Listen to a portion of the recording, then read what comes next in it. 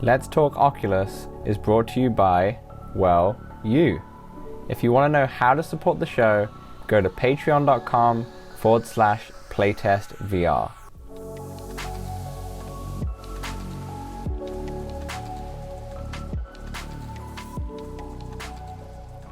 Hey everyone, welcome to Let's Talk Oculus episode 2. I'm Dan from Playtest VR, and I have with me my co-host Samson from Spreading VR. Hey Samson, how's it going? Oh, it's going pretty well. Thanks for having me back, and I'm looking forward to our topics today. Yeah, 100%. So in this episode, if you didn't see our first episode a couple of weeks ago, we did a little introduction of who we are in particular. So this episode, we're going to be talking about the hottest VR game on the block right now, Demeo, and that's from Resolution Games. And we're also going to talk about a little bit of Star Wars Pinball VR because that came out a couple of weeks ago, and a lot of people were hyped about that. And this being an Oculus podcast, we are going to touch a little bit on the HTC Vive Con. We're going to see what those announcements mean for the Oculus Quest. To be honest, spoiler alert, I don't think it means much, but we'll briefly touch upon that a little later on. So before we get started, just a little bit of housekeeping. If you like what you hear, consider subscribing to the podcast. It is up on almost every good podcast platform. The only one it's not up on is Apple Podcasts because I'm having a little trouble trying to sync that up. But it's out on Spotify, it's out on Google Podcasts. Hopefully I'll try and figure out the Apple one before this one drops. And also, if you want to see the video version, head to the Playtest VR YouTube channel, and you can watch mine and Samson's beautiful faces talk about talk about the Oculus. And to be honest, I really want this podcast to be more community driven. So if you do have any questions that you want to ask, or you maybe want to be part of the show one day, just throw your questions in the Let's Talk Oculus @gmail.com email address. I'll have that in the description as well if you want to. And to give you more incentive to ask a question, I have 2 Zombieland headshot VR codes up for grabs, one for the Rift and one for the Oculus. So if you send a question, you could be in the chance to win one of those. Now, finally, before we get into the show, if you want to support the show, support the channel, head over to patreon.com/PlaytestVR, or even just $1 helps us out from the channel. And with that, what should we talk about first? I think we should talk about the hottest game of the block. And I know you've been playing a ton of it, Samson. Oh yeah. So Demeo came out of the Resolution Game. It's a tabletop RPG. Tell me about it. All right, so this is, just as you say, tabletop RPG. Feels like a very big board game. And there are 3 levels, and the climax, the 3rd level, has an Elven Queen. And basically that's your goal, is to get to the Elven Queen, kill it, and then you've won. There's 4 different classes. I guess I'll just get the whole rundown. So you choose one of 4. Yeah, you choose one of 4 classes. I'm not going to get their names right all off the bat, but tank, hunter, an assassin, and then like a wizard. And they are pretty much what you'd think they are. And you're not limited to like one of each. So if you play with 4 people, you could play 4 hunters or etc. Mix it up however you want. I've been playing this the last 3 nights with 2 of my friends. First night, we spent 2.5 hours on the first floor and just tried to explore everything. I think we hit a bug where our key wasn't working to unlock the next floor. And then eventually I think somebody's quest died, and then somebody had to leave, and so we all just died, accrued our XP, and tried again the next night. We made it a little bit further. We made it to the Elven Queen the second night, but then lost to her, and then finally last night we were able to succeed Awesome. and beat the game. Yeah, I've been loving it though. Yeah, I've heard so much hype about it. And actually, I wrote down here, in just 48 hours, they exceeded $500,000 in revenue, which is unbelievable. And they have a Metacritic of 90 as well. of the day one was 63% retention. Like, there's so many great facts coming out, and I know a lot of people start to question VR and if developers should even put their time into it to try and make money off VR. But you can see with a game like this is like one of its kind. I don't think there's one been done, especially just on the Quest 2 system. I know you have other like tabletop games, like I know you've been playing Catan recently as well. How does the social experience compare to like something like Catan? Like, is it more socially polished, or is it pretty much the same? So I'll say this: I wish the avatars like that you were in the game were a little more detailed. Basically, you just have like some goggles and you see the hands. So there could be more work done in that regard. I'm sorry. Repeat your question. Is social aspect? Okay. Yeah. Yep. And then your work. So whereas Catan only one person wins, right? And you're playing against one another. This one, like, we're just constantly talking. We're constantly strategizing. Oh, if you do this, then I'll do this, etc. So it's really, really about cooperation. And honestly, time flies when we're playing this game. Like, it just flies. I had no idea I spent 2.5 hours playing. Now, I thought of a couple problems. Now, full disclosure, I haven't played this game yet. Actually, in the last couple of weeks, I've had an eye infection. Hence, you can see my glasses if if you're watching the video. So I've not actually been able to jump into VR. Hopefully, later today, I can finally get back into it. But I noticed a couple potential issues then with what you just said. First of all, if the game is, well, you say you spend like a good 2 hours in and such. I've been seeing that the game takes at least an hour and a half to 3 hours with like a typical run. Now the issue there is that the Quest only has like a 3 hour battery life on standard, like on average, and also there's no mid save games, that you can't save a game mid. Now Resolution Games did say they're coming out with that soon, but that seems like a potential problem with the Quest version, right? Oh yeah, there are definitely a few negatives to the game, but sort of minor ones that I think, like a save point can be added. XP, I think, sort of needs to be reworked, and potentially sort of character balancing. But I use the VR power batteries, so I'm good for 8 hours of gameplay. So it's more like being comfortable for 2.5 hours in VR. So the first 2 nights I actually played with my Halo strap, and around like the 2.5 hour mark, like I started to feel it and feel kind of uncomfortable. And then the third night I switched and tried playing using the DOS audio strap, which I recently got, and honestly, like I didn't even notice it. So I'm gonna stick to that one going forward. Okay. I want to know more about that strap. I haven't seen that one before. The DOS audio strap is what you said? Oh yeah, I got it right here. Oh man, look at that. Yeah, that looks cool. So got my VR power on the back, and then it's got the headphones and the whole strap. Nice, nice. And the battery pack definitely adds the like counterbalance. Oh yeah, yeah.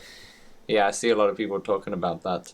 Yeah, what I noticed about the game when I was just like reading up on it was that the art style is really nice. It's beautiful. Oh, it's so pretty. And if you like, so I often play kind of like it's a board game and I'm big, but you can zoom in and really see the details in the characters. And I actually noticed yesterday while I was playing, I put my cards to the edge of the screen, and you can notice a foveated rendering because there's so much going on. So it's definitely a well-polished game. And so one issue was looking down for 3 hours. You can tilt the board up so you're looking straight at it. So that's a solid Could feature. you potentially play lying down then? Or is it not that far as a I tilt? think so. So I haven't tried to flip it completely upside down. But yeah, maybe, potentially. Because I feel like a lot of people would love that feature of it if that was the case. Samson, I don't know your history with like these type of games, these RPGs, these tabletops. Like back in the day, were you that type of person, or you still are, like the tabletop games, the maybe D&D? So I have tried D&D once, and it was during quarantine. It wasn't for me. I'd probably be willing to give it another try with a new dungeon master, but Mm, I do not have a history of RPG type games like this. I do love board games, as you mentioned. I play Catan yeah. VR. I play Catan in real life, and this to me at least like feels just like a more intricate board game. Mm, I do think that they could add in more like leveling system with the character, more like RPG like things. yeah. But it to me, having not much experience with the RPG genre, it feels like playing a really cool board game. Well, that's great to hear because I know a lot of people when it comes to D&D and all these other more I don't know, let's say more gamers slash serious board games that you can buy out there. I think a lot of people get intimidated by it because it looks complicated. But I've heard that with this game in particular, it's not complicated at all. It's pretty straightforward. Like there is, I've heard that the enemy classes and such are hard. Like it's hard to. I mean, you spent like all your playthrough on one level at one stage, right? But it is difficult. But to actually understand the game, understand the concepts, I know there's around like 60 different spell cards that you can have, but it is fairly simplified compared to a full-on like Dungeons and Dragons game, right? Definitely, definitely. So it's like a 10-minute long tutorial, gives you the basics, and then really it's a lot of like learning while you play. So like the first night we played, we didn't know what the hell we were doing. Mm, So we're like, do we explore everywhere before we go to the next room? So we tried that, and obviously it didn't go so well. So yeah. there's a lot of like trial and error. There's another example of this. There's like spider eggs, and sometimes they're just like around and Mm. blocking kind of key points, so you can't go into rooms. And our first two playthroughs, we would kill the spider eggs, and then spiders just pop up. Uh, and then Sounds our third go delightful. through, yeah, our third go through, we were like, let's just leave them and see what happens. And no spiders come, so we change our strategy up, and now we just leave those spider eggs alone. I think I would definitely leave those spider eggs alone.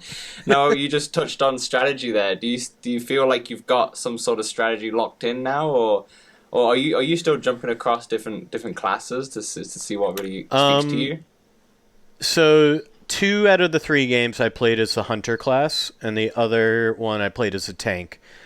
It seems like me and my two friends, none of us want to play as the tank, but we know it's sort of a necessary part. Mm. Like you need somebody to take that damage, so we're all like kind of drawing straws as to who has to be the tank, and then we decide from there. Um, so I definitely haven't mastered the hunter class, but I do think I feel more comfortable in that class than Yeah. I would certainly the wizard. I haven't played as the wizard yet. Yeah, yeah, definitely. And I've heard that there's a single player experience as well, right? Where you can play as three of the characters at the same time. Have you dabbled into that yet or not? I have not. So one of the biggest draws to VR for me is the social aspect.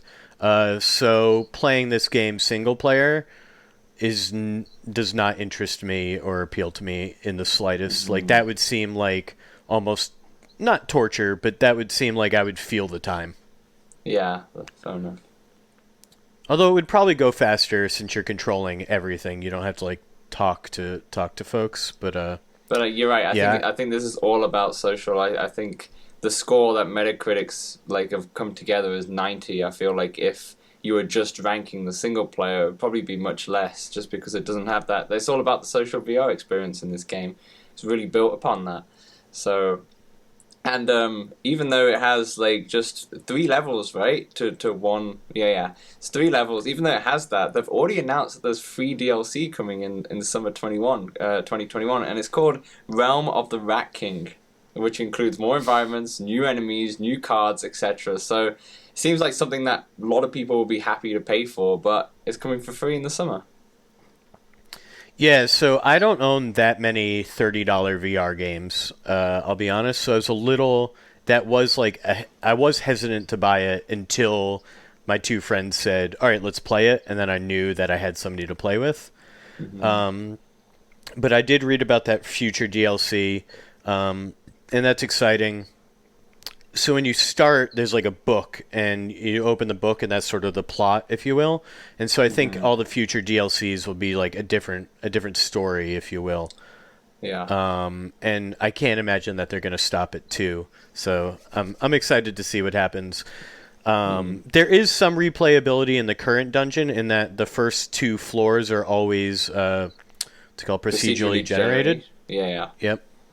Yep. So they change every time you play, and then the third floor, I don't think the layout changes, but where the enemies spawn changes. Hmm.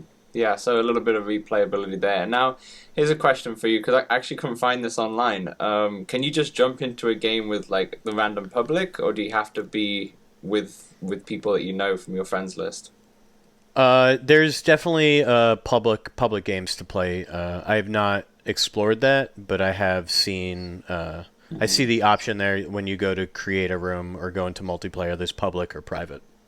Yeah, I think my worry with that would be that there would might because you can't save the game, right? So there might be just you might jump into some random person and you might quit like randomly in the middle, and you're like, okay, now we're kind of Oh, stuffed. so the game does scale. So we had one of my friends accidentally got disconnected, and like immediately there are fewer enemies. I'm not sure if we saw Mm, that, but like you definitely got the sense that there were fewer.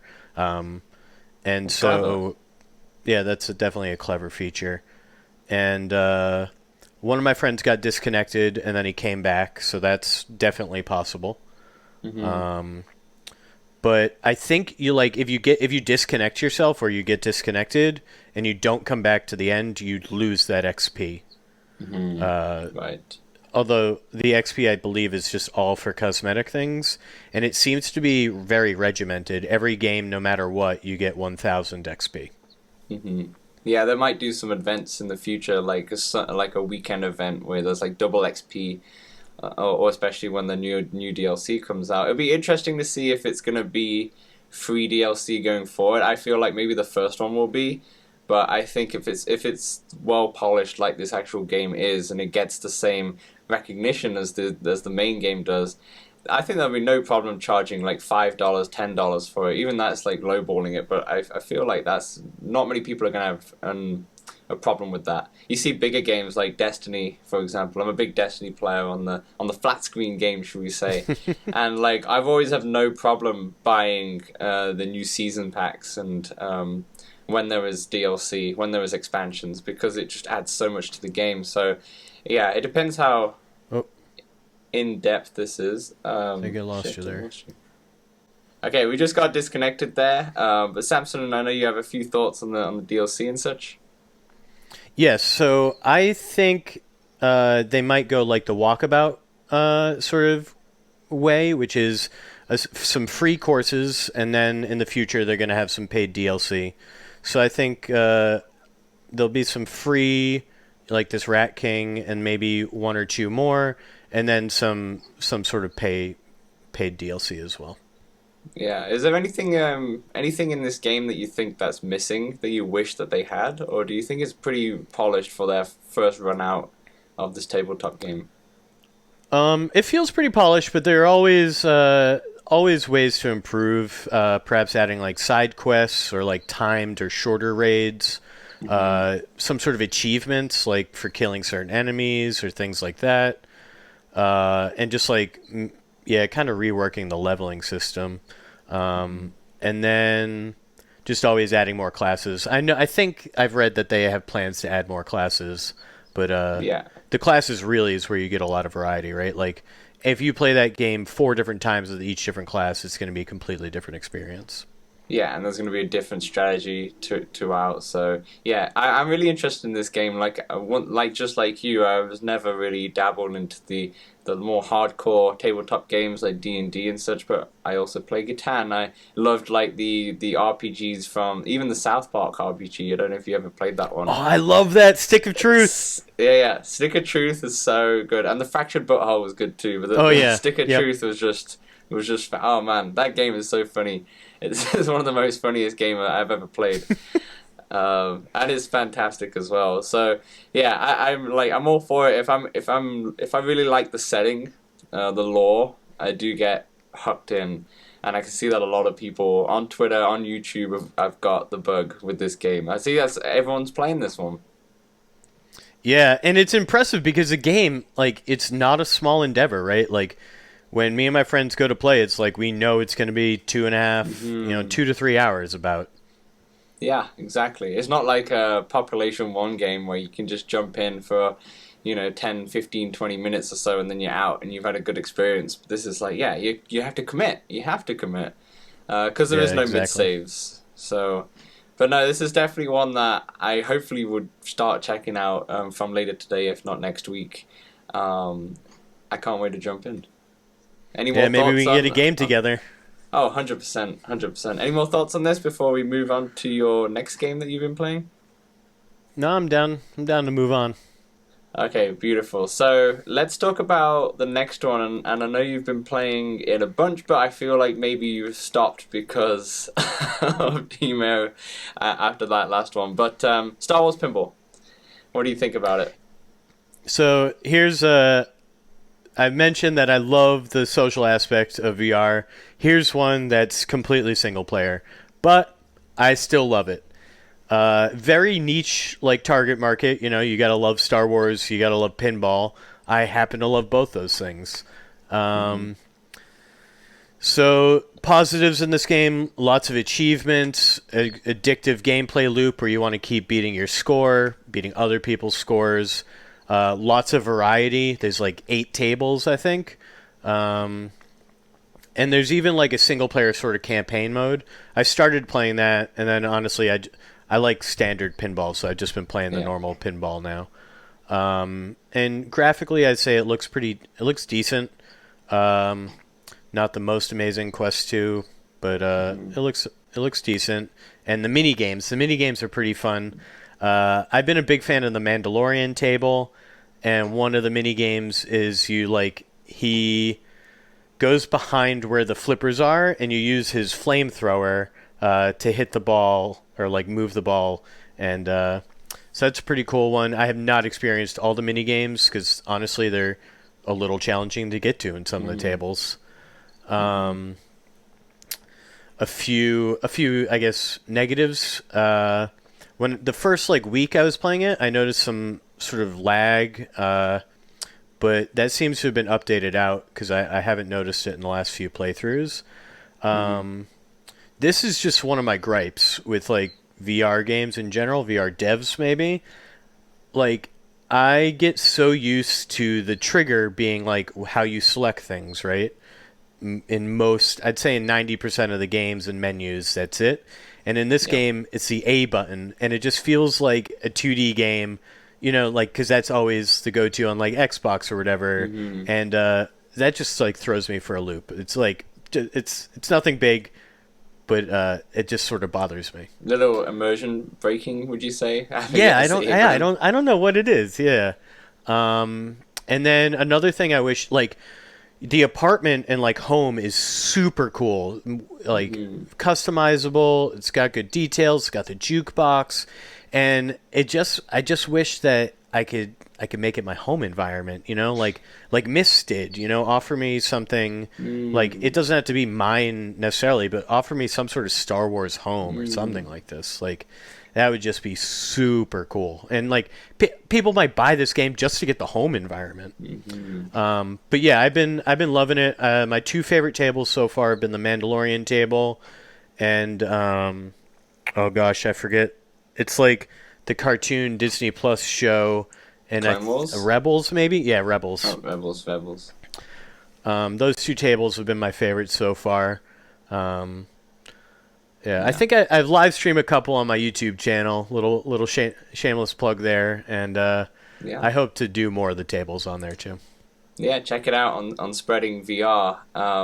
You mentioned that's a really good idea actually having the home environment because it feels like that's the right thing to do with something like this because you build it out and it'd be cool if your actual Oculus home environment replicates what you've put in the actual Star Wars game. Maybe it doesn't have all the animations, but just like a 2D like a screenshot basically of your environment, which will be cool. Did this game ever have the feature of like say if you made your basement say I can jump in and have a look, or does it not have that feature? Ooh, another thing, more social aspect that I wish was in there. But yeah, there doesn't seem to be any multiplayer or social aspects to this game.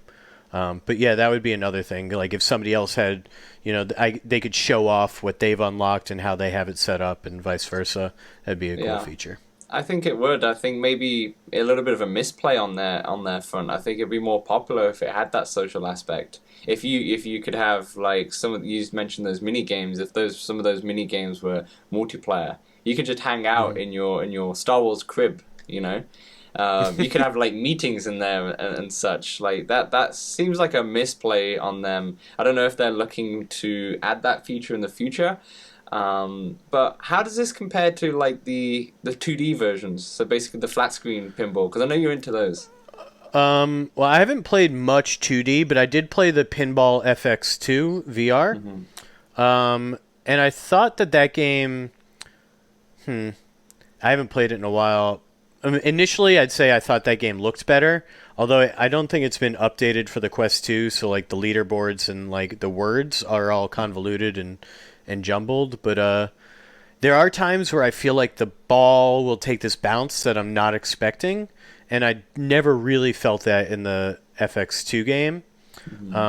But I just chalk it up to early game bugs, and hopefully they'll be patched out. But that's honestly one of the big things I look for in a VR game is the developer still active, and seeing that they didn't update FX2 for Quest 2. I was hesitant to get this. Unfortunately, I do love pinball and Star Wars, so I couldn't resist. They got you. Yeah, they got me. I couldn't resist that. But yeah, there were some eyebrow raising things. Yeah. Once again, it seems like it got decent reviews. Like maybe lots of 4 out of 5s. Lots of maybe 7.5 out of 10s. This game is something that never appealed to me just because it's $25. Like this was my other question to you. Like, would you recommend this at $25 now that you've played it? Listen, if you don't like pinball and if you don't like Star Wars, do not buy this game for sure. Like it is. You have to love those two things. I mean, maybe if you just love Star Wars, you could like find some enjoyment in this. But honestly, even if you just love pinball, I'd probably prefer like Pinball FX2 because it's like only Star Wars pinball here, whereas you get a little more variety. But I do think you get some bang for your buck with like 8 tables for $24 or $25. Seems to be pretty good. As the Pinball FX2, like the DLCs, I think were like that much for like 3 tables, and so. I think it's a reasonable price but know what you're signing up for. If you're into pinball and Star Wars, easy. But if you're not going to put the time into the game, I don't think it's worth it.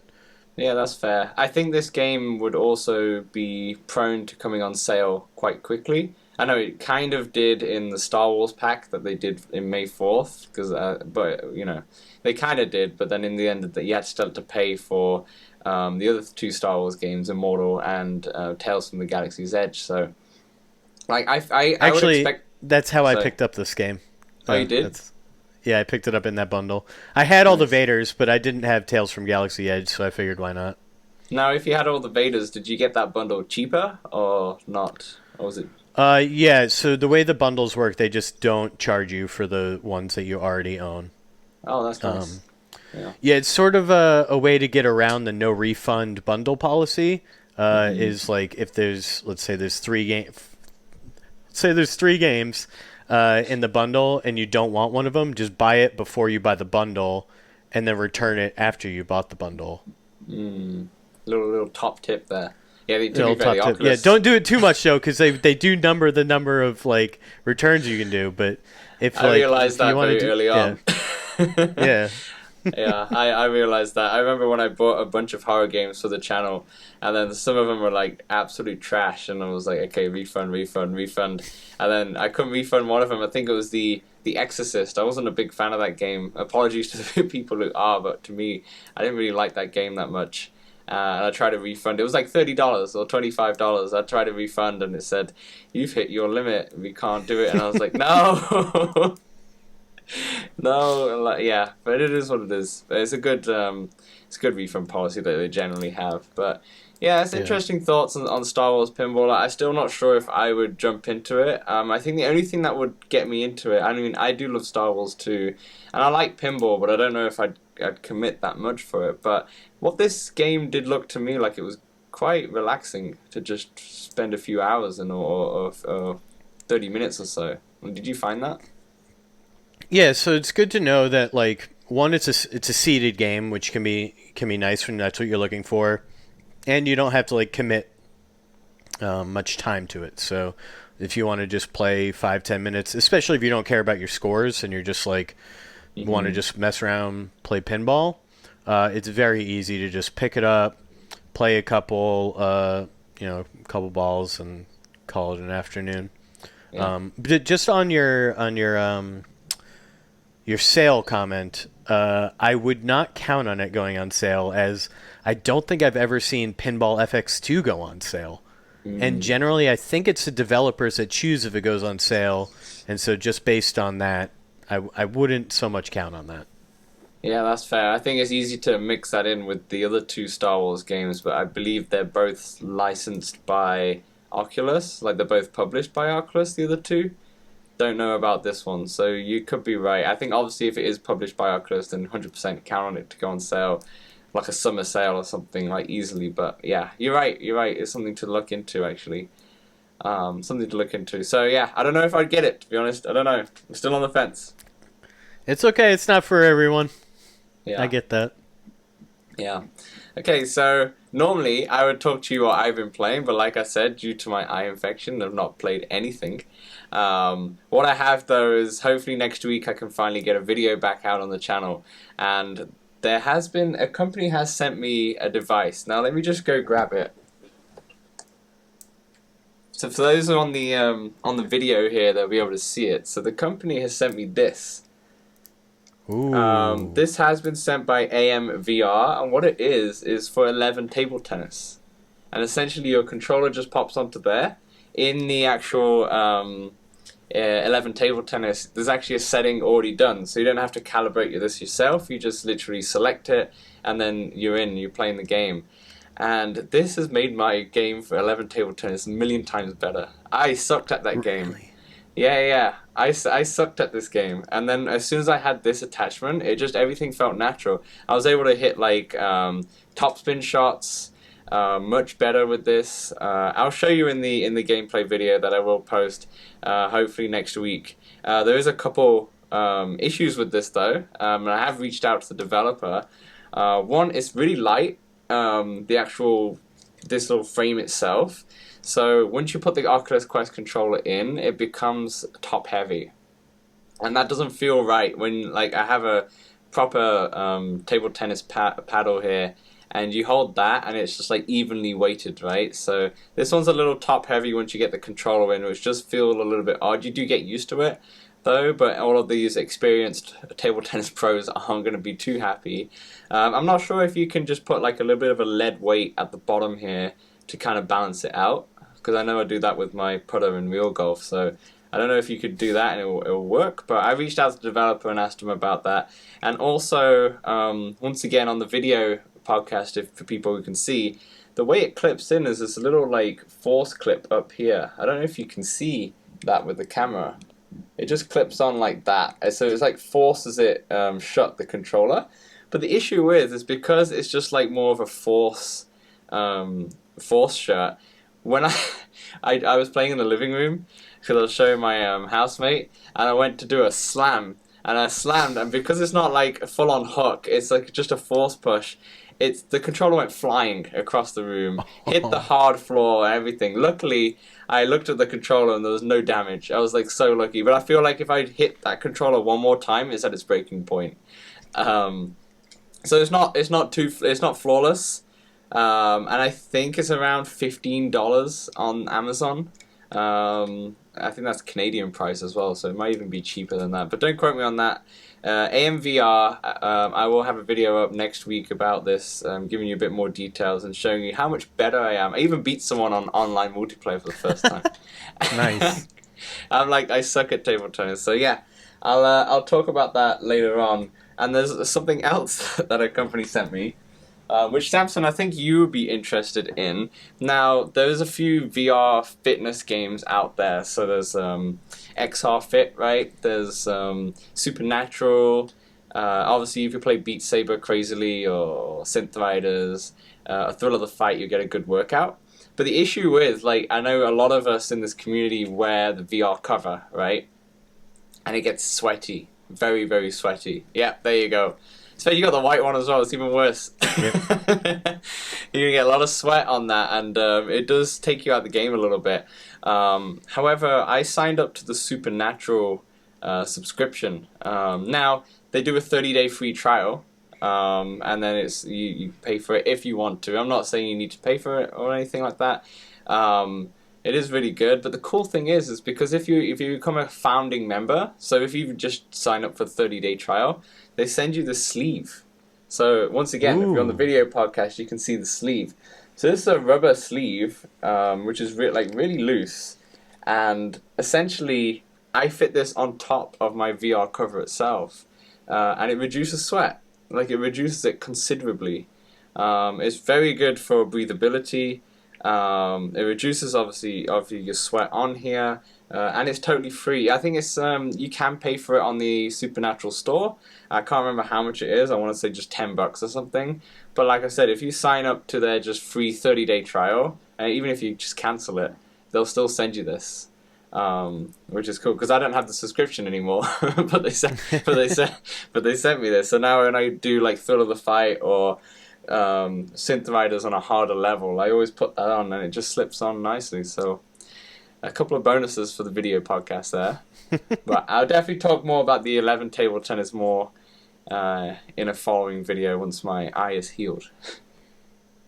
I'm definitely intrigued about that one. That's another game that I like to play with one of my friends that I play Demeo with. Yeah. The 11 table tennis, Walkabout, 2 essential games, I'd definitely say. Okay, so with that, let's come towards the second half of the show, and we're going to talk a little bit about Vive Con.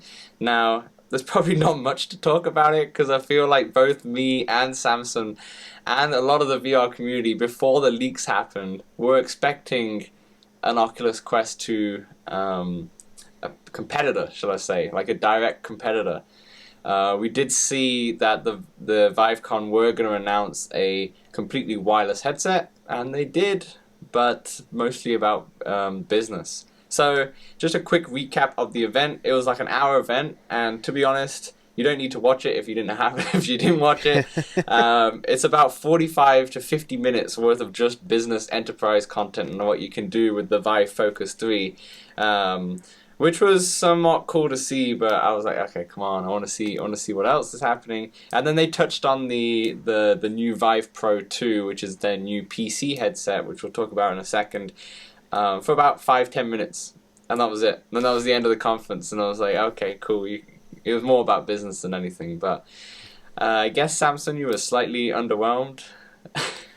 Yeah, once I realized it was all enterprise, I sort of checked out.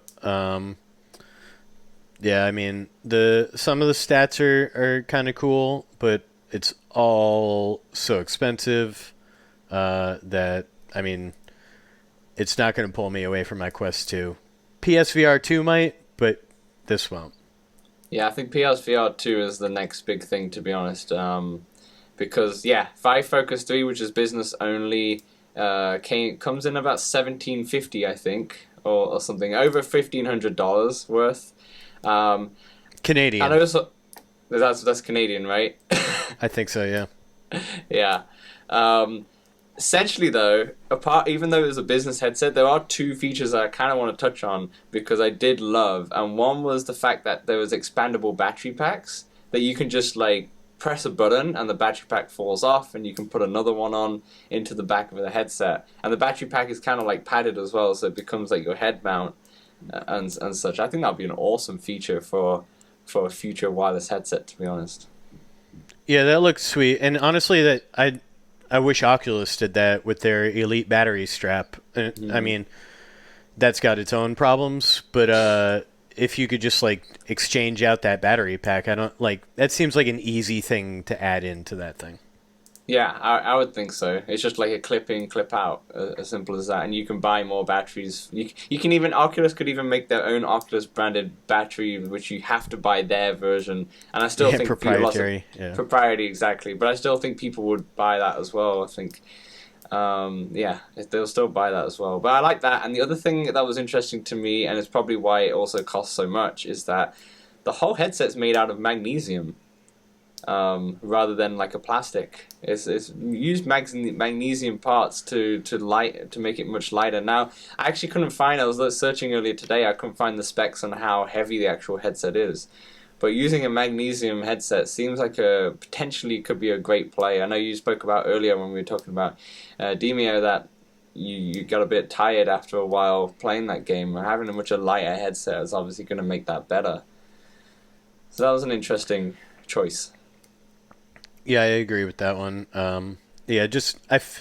As we go forward in VR, every single headset I feel like should get more comfortable, which is exciting.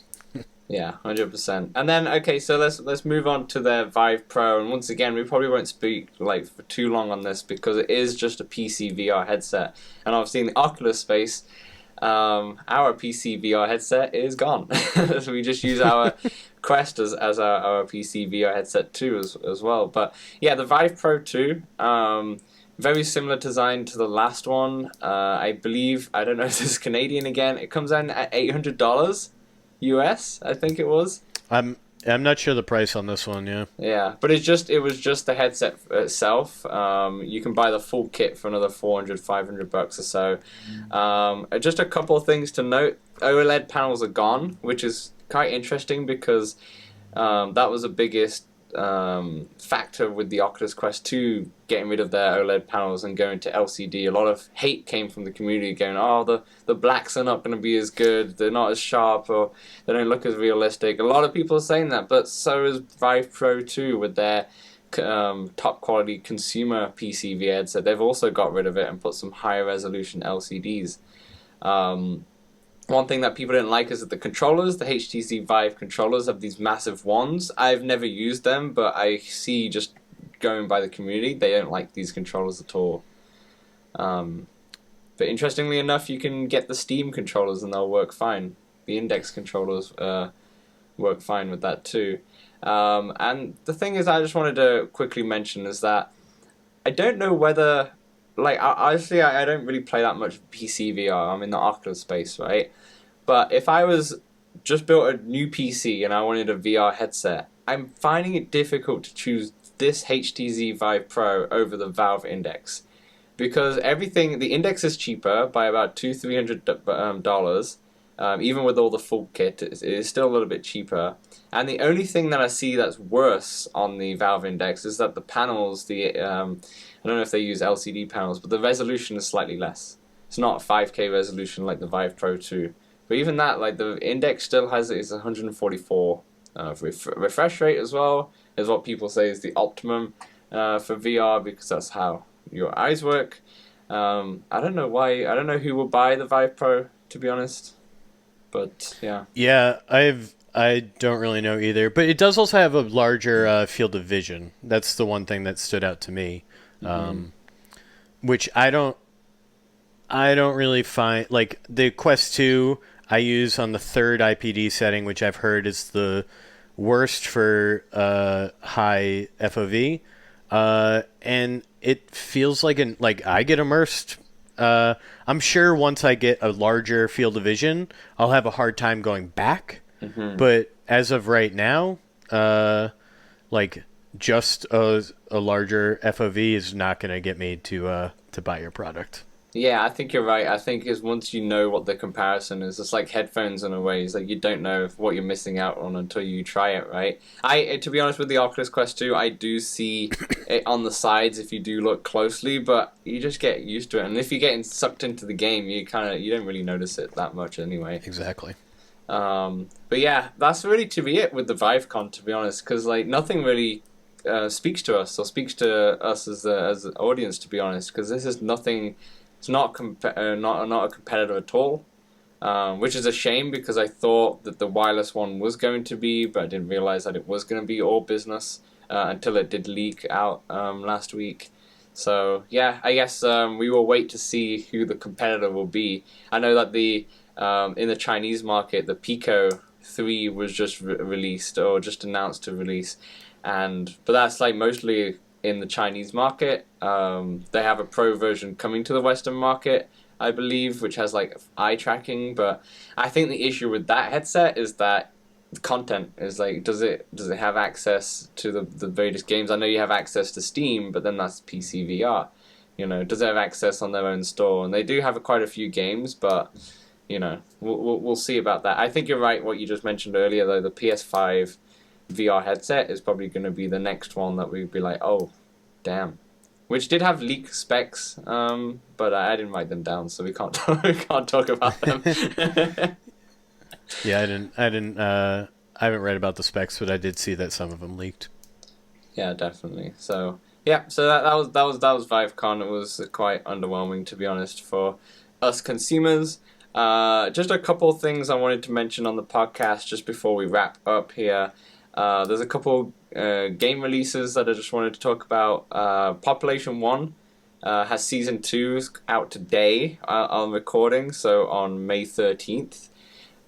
Season 2 is a Western themed, and it's completely free. So it has an all-new map. The player base has changed from 18 to 24 players, and there's support for private matches as well. Which is, like I said, all free. There is a battle pass, which is $5, which will give you like some cosmetic upgrades and such, but it's all free generally. Samson, do you play Population 1 or ever got into that? No, I've played it. I think when it first came out, I bought it, or like maybe sometime in the fall. I haven't played much, honestly. If I got these friends that I play Demeo with to buy it and play it, I'd probably play it a bit more. But yeah, I never really got into it. I enjoyed it more than like Onward. I'm more into like the more arcadey shooters. So I love Hyper Dash and Pop 1 more so than Onward and I guess like Contractors. But Contractors is still a little more arcadey too. Yeah. Yeah, I think I remember playing it when it first released. It was one of the like newest games that came out on the Quest, because I think the Quest came out like maybe a month before. So I did get it when it came out. I realized I am horrible at it compared to most people.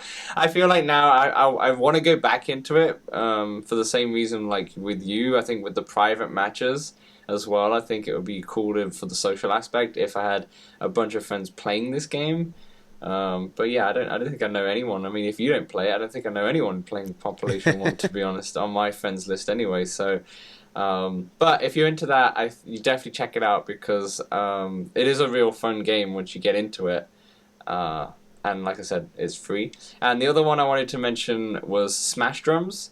Now, the last video I did on the channel actually was the top 3 rhythm games, which didn't include Beat Saber. And Smash Drums was one of them on there. This is only in demo form at the moment on the Oculus App Lab, but they've just released a release date for June 17th for the full game, and it will be on App Lab. They have not said how much it's going to cost yet, but the demo is out on App Lab at the moment. I think there's 3 songs that you can play with. I think there's going to have support for over like 24 songs on the actual release. And if you're into, I said on the actual video, if you're into more of the rock genre, the indie genre, and you just like play drums, it's a really fun game to sink your teeth in. It's a little bit different to Synth Riders, Pistol Whip, and Beat Saber, which has more of an electronic focus. Those games do have other bands on there, but more of an electronic focus. So have you played Smash Drums, Samson, or not? I have not played that one, no. Yeah, I recommend, because it is just free demo as well on App Lab right now. So if you want to have a little bit of rest of Demeo and Pinball, then feel free. Jump Yeah, I'll into definitely Smash give it a whirl. Yeah, definitely. I think they're doing a giveaway on their Twitter account as well, so check that out. But yeah, that's everything, to be honest, that we wanted to talk about on this podcast. Samson, any closing thoughts? Anything that you're looking forward to playing in the next week, or is it just more RPG tabletop? Yeah, probably more of the same. I don't know. My friends and I, we might take a Demeo break of a week or so and then come back to it. Not gonna happen. Yeah, yeah, we'll see. It depends. Like if we don't have all three of us, we're playing something else. I've actually been playing a good amount of real VR fishing with one of my friends. Nice. We just what we've been doing is we start like a public multiplayer room. It'll be the two of us, and then people will just sort of join us and leave. And yeah, I hung out with some dude from like Georgia for about an hour. We fished together. It was pretty sweet. Oh, that's sweet. Yeah, I think they've got an update coming, like a US update. I don't sometime this year. So I read about that and I was like, I haven't played that game in a while. I'm gonna give it another go. Yeah, I did read about that too. That I'm not gonna lie, that game looks super relaxing and great. Yeah, it's definitely a chill vibe, and you can have YouTube going, and you're just chilling with your buddy. Yeah, it's a good time. Okay. So my camera just died, and hopefully you can still see my stream on my awful potato webcam instead. Yeah, just to wrap up. For me, as soon as my eye gets better, I really want to jump in and make those videos for you guys. The 11 table tennis one. I'm really hyped about this little attachment that I have. I also have a bunch of other games that I'm playing Cosmo Dread before my eye got awful. That's a really interesting game because it's got a lot of kind of Alien Isolation vibes to it, but it's procedurally generated, and it's not as polished as probably what Wraith Afterlife looked like on the trailers, but I don't think their team is nowhere near as big, and I don't think they have the funding. It's made by the same folks behind Dreadhalls. I don't know if you've played that horror game, but that's another one that looks kind of low budget, but the gameplay's solid. And so far, I'm liking Cosmo Dread. It is scary as hell because it's procedurally generated. You didn't have a clue what's coming. And apparently the spiders in that game, I haven't seen one yet. But, yeah, I'm not looking forward to that part, but it is a good game. There's some issues to do in terms of motion sickness and such, but I'll talk more about that when the review finally comes up. But yeah, I think I may purchase Demeo very, very soon, Samson, very soon. Oh yeah. You got to get in one of the games with like, I see content creators, posting about it, and yeah, or just a public game. Yeah, I mean, my friends back who do the VR Verdict podcast, PJ and Wookie, they've been promoting it like crazy. I've seen on their Twitter they've been posting about it. I'm not gonna lie, I never heard about the game, and then all of a sudden they just kept tweeting about it. What the hell is this? I'm like, oh, I didn't even see this coming. But they love it, and I know they've been tweeting almost every night saying, "Does anyone want a game? Here's the game code or something." So I might try and jump into one of those next week as well. So yeah, I might get the bug, might be addicted, and then the next time we come back and do this podcast, it will be another one all about Demeo, all about it. Nice. Indeed. So any last words, Samson? Anything you want to say before we wrap it up? No, another great show. Thanks for having me. Awesome. And thanks for everyone who's watching on the YouTube channel on Playtest VR and listening on the podcast streams. Like I said, if you're listening to it on Apple Podcasts, that means I figured it out. If you can't find it on there, that means I still haven't figured it out. This podcast thing is all very new to me, so it's all learning as we go. But yeah, hit the like and subscribe on the Playtest VR YouTube channel so we get seen by more people. We are getting very close to 1,000 subscribers now. Currently at 922. I think I had like 30 subscribers over the last 2 weeks, even though I have not posted anything due to my eye injury. So we're getting closer. We're getting closer, so we can have a little 1,000 subscriber giveaway or launch thing soon. But yeah, head to the Playtest VR YouTube channel to see everything else.